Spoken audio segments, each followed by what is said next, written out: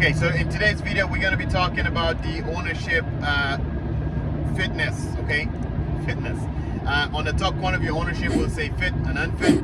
What causes a vehicle to be unfit. And also, we're going to be talking about 10-day permits. When can you get a 10-day permit? And how easy is it to get a 10-day permit, okay? Let's get into it. Check the mic and make sure it sound right, boys. Okay, so first of all, the unfit is very easy and it's not complicated, okay? So I don't want you to overthink it when you see unfit. Unfit simply means the vehicle was unplated, okay? It's like a default thing for the ministry. As long as you buy a car and you take the plate off of it, it becomes unfit. And I don't mean like unscrewing the plate makes it unfit, is detaching the plate from the system. So let's just look at the private sellers there who buys the car privately from somebody, okay? So you go to somebody's driveway, you buy the car from that person, they want the car out of the name as soon as possible to put it in your name to make sure there's no hanky-panky business, okay? So they go to the ministry with you, it's a weekend, you didn't get a safety as yet, you just went to the ministry to take it off of the old owner's name to put it in your name. The moment it switched names and you did not attach a new plate with it yet, it becomes unfit. And you cannot attach a new plate unless you have a safety yet. So that's why it goes unfit. Most dealers, when you buy cars at the auction, it's unfit just because obviously from the previous seller, it was already deplated and then sent to the auction, okay? So pretty much every single time you buy a car from the auction, it's unfit. It doesn't mean the car is not drivable. It doesn't mean nothing. It just means that, well, obviously it's not drivable because you can't plate it. You can put your dealer plate on it. But if you don't have a dealer plate yet, I know when people think it's unfit, they think the car is trashed, like the sold as is situation. It just means the car was not certified yet since it changed hands. So how do you get it fit?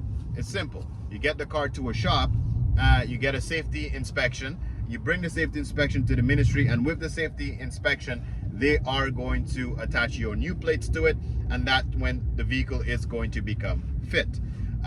Again, we have videos about safety inspections and what you need to know about inspections. You can check that out as well. So since that covers the fit and unfit part, that was super clear, we're going to jump into the 10-day permit because it's kind of relevant.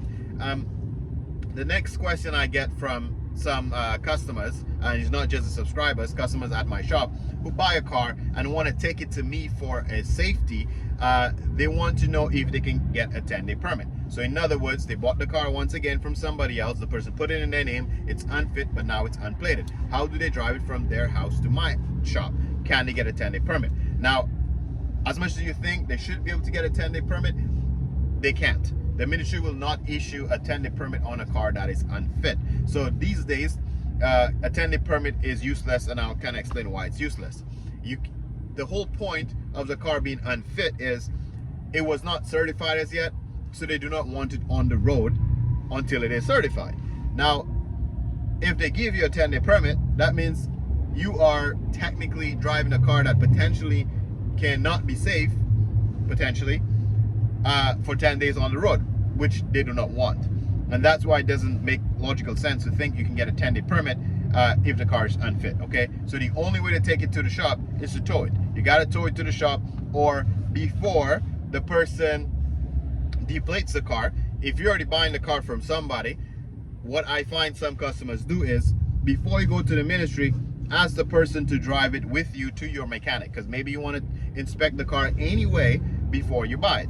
So if you decide to buy it, just leave the car at the mechanic shop, unscrew the plates, give it to the person that you're buying the car from, you go to the ministry, and then you flip the car into your name. It will be unfit, but it's already at our shop, because you will not be able to get a 10-day permit. Where 10-day permits were important and where people used to mainly use 10-day permits was when we needed emission testing. When we needed emission testing, when you flip the car, you need a safety and an emission test. Now, you need an emission test that's valid. Sometimes if somebody else previously did an emission, you don't need to do it again because the emission was valid for 1 year.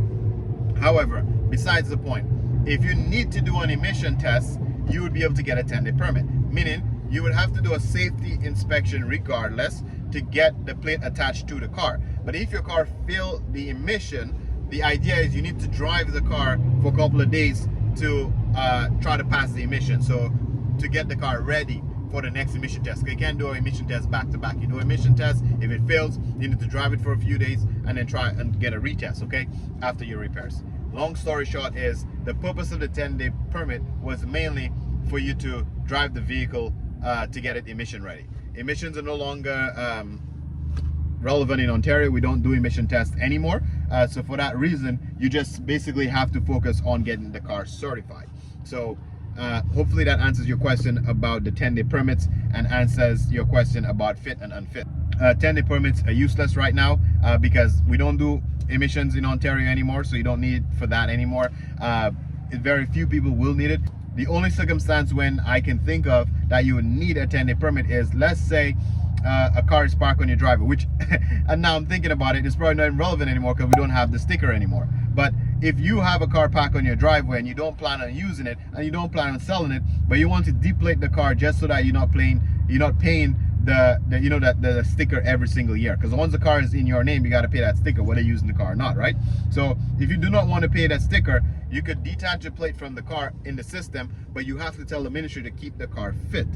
They will keep the car fit if it is not changing name. So if the car stayed in your name and you just took your plates off, they will keep it fit for you, okay? Now later on, when you need to drive it to a shop or drive it somewhere to get an emission or get something, you can put a 10-day permit on it. But again, that answers our question. We don't have emission anymore. We don't have, we're not paying for stickers anymore in Ontario, so there's no reason to deplate the car. So once again, I don't really think there's a reason to still have 10-day permits anymore anyway. It's just useless. Anyway, that's all I gotta say about that. Thanks for watching, and I'll catch you in the next one.